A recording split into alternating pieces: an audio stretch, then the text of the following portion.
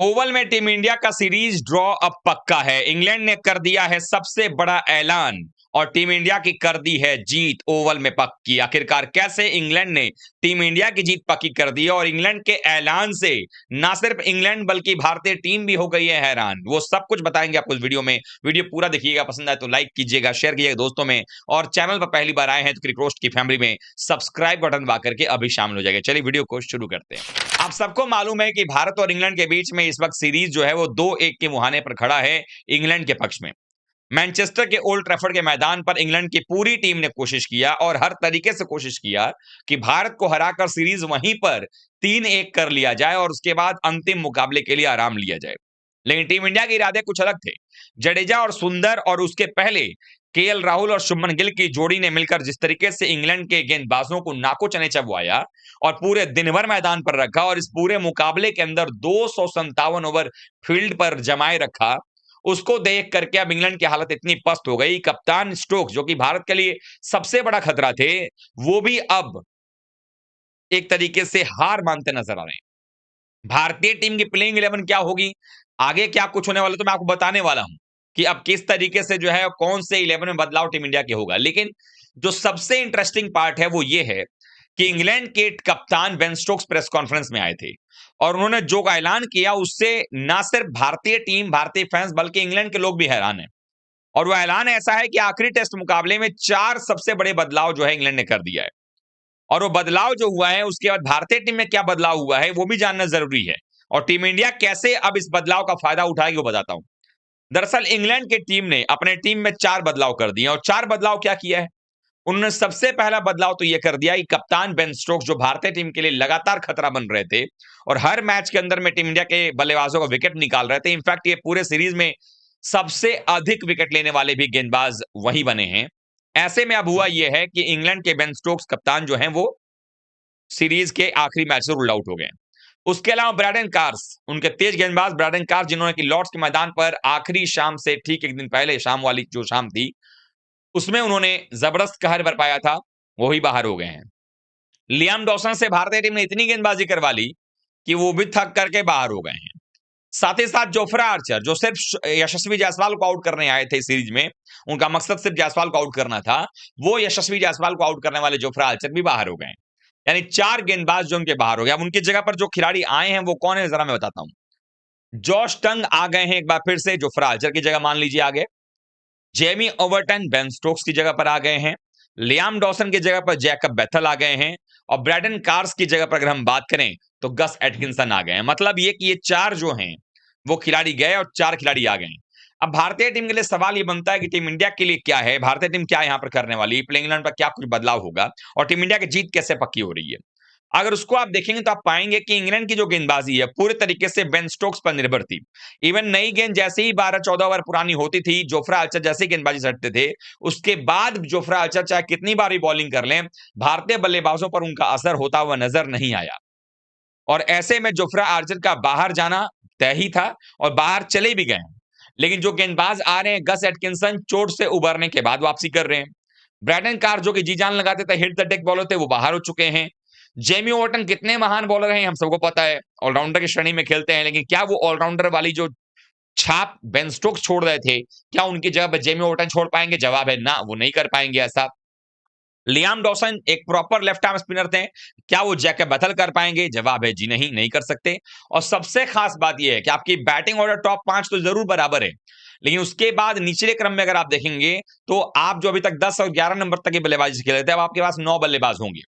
लेकिन उसमें भी जेमी ओवर्टन जो है, क्या वो बेन स्टोक्स की बराबरी कर पाएंगे? नहीं कर पाएंगे। इवन ब्रेंडन कार्स की बराबरी नहीं कर सकते।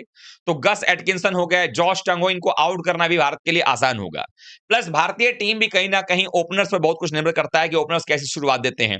और टीम इंडिया के लिए पिछले 2 टेस्ट मैच में जोफ्रा आर्चर हमारे ओपनर्स के लिए लगातार जो है परेशानी के कारण बनते नजर आए। खास करके जोफ्रा आर्चर के दबाव में ही आकर के यशस्वी जायसवाल भी आउट हो रहे थे।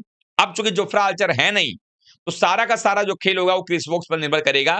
क्रिस वोक्स ने पिछली पारी में जरूर जायसवाल को आउट किया, लेकिन शायद इस बार वो ना कर पाए और एक जो मेंटल प्रेशर होता है ओपनर बल्लेबाज का, वो भी खत्म हो जाएगा। यानी भारतीय टीम के बल्लेबाज ओपनिंग में अगर शुरुआत अच्छी दे देते हैं तो ये काफी बेहतर चीज हो जाएगा टीम इंडिया के लिए। और फिर इंग्लैंड के बॉलर्स दिन भर मैदान पर जो है सिर्फ बॉलिंग करते नजर आने वाले हैं।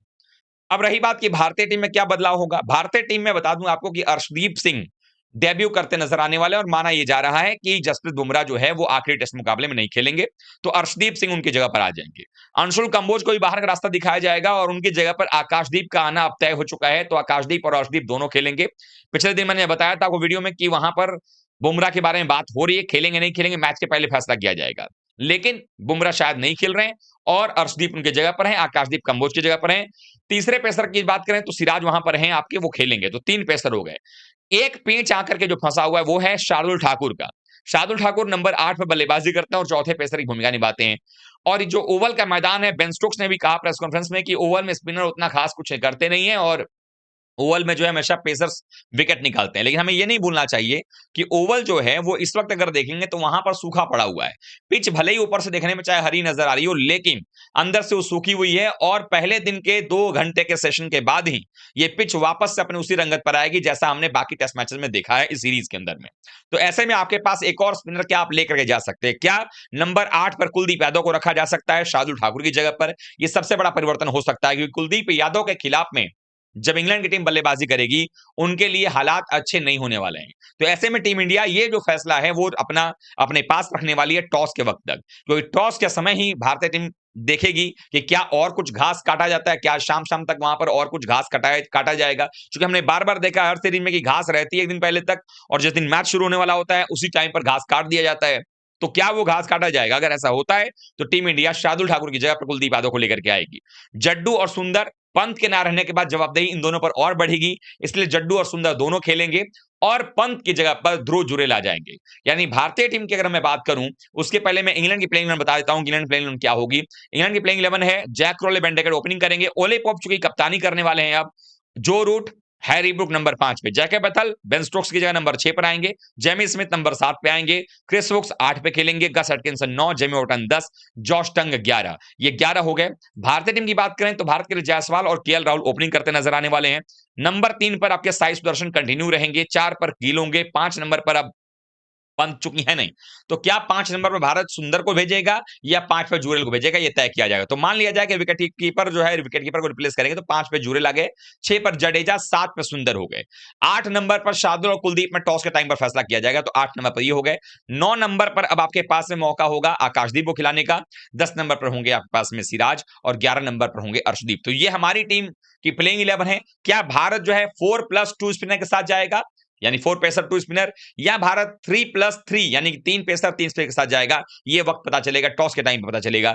आप लोगों को क्या लगता है कौन से 11 के साथ भारत को जाना चाहिए? और हाँ, इंग्लैंड ने जो अपने टीम का प्लेइंग 11 का ऐलान किया है जिसमें 4 परिवर्तन कर दिए हैं, खास करके जो 2 सबसे बड़े परिवर्तन इस टीम में है वो ये कि बेन स्टोक्स नहीं खेल रहे हैं और बेन स्टोक्स का ही सबसे ज्यादा प्रभाव भारतीय टीम पर रहा है। तो बेन स्टोक्स नहीं खेल रहे हैं, उसके अलावा जो है जोफ्रा आर्चर नहीं खेल रहे हैं। इन दोनों की अनुपस्थिति क्या भारतीय टीम को यह बढ़त दे रही है कि टीम इंडिया जाकर के मुकाबले में जीत हासिल करके सीरीज को ड्रॉ करे? और अगर भारतीय टीम ये सीरीज ड्रॉ करने में कामयाब हो जाती है तो भारत की अब तक की सबसे बेहतरीन सीरीज ड्रॉ में से एक ये ड्रॉ होने वाली है। जितना कुछ यहां पर स्पाइस्ड अप किया गया, जितना कुछ कंट्रोवर्सी निकल के सामने आया और भारत को लगातार जो है डीमिन करने की कोशिश की गई है। आप लोग क्या सोचते हैं कमेंट कीजिएगा, वीडियो को लाइक कीजिए, शेयर कीजिए, चैनल सब्सक्राइब कर लीजिएगा। और बता दूं आपको कि मैच जो है 31 तारीख को शुरू होगा और पहले दिन हम प्री मैच शो लेकर के आएंगे दोपहर 2:30 बजे से, क्योंकि उस समय टॉस वगैरह भी होने वाला होगा। तो प्री मैच शो में जुड़ना ना भूलिएगा। तब तक आप सभी को बहुत बहुत धन्यवाद। थैंक यू सो मच दोस्तों।